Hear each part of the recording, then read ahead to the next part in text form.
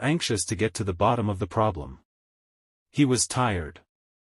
Although he looked in fine shape, he'd always felt tired, since the end of hostilities.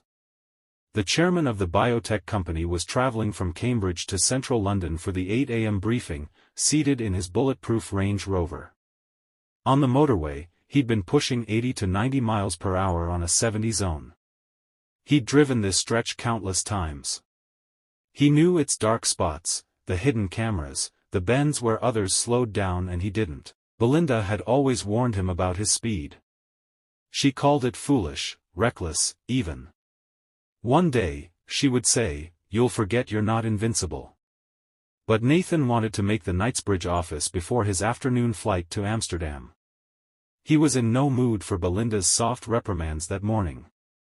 Lisa had come into the kitchen just after Nathan left. Her hands were shaking slightly as she poured tea. She'd been with the family for nearly 35 years, loyal, precise, and stubbornly dependable. Over time, she had become more than staff, she was woven into the fabric of their lives. And they trusted her. Belinda noticed her unease immediately. "Lisa? What is it? Are you sure you want to know, ma'am?" Lisa asked quietly. Belinda frowned. "You're scaring me." Lisa's voice lowered. "I overheard something last night. In the study. Mr. Nathan was on the phone.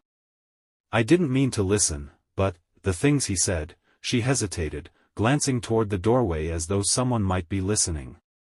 "It didn't sound like business. Not the kind he tells you about."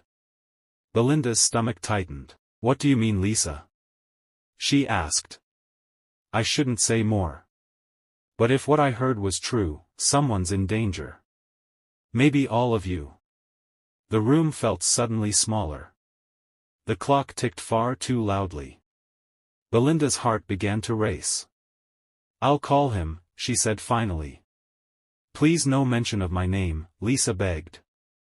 He knew how Nathan would react, if he found out that she'd been listening to their conversation.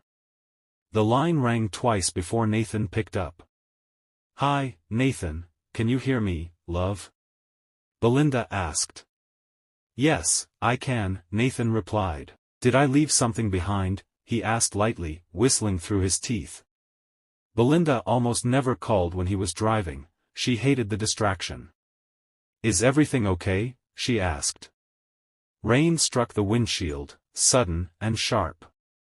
The morning had been dark and heavy with cloud, and now the sky gave way.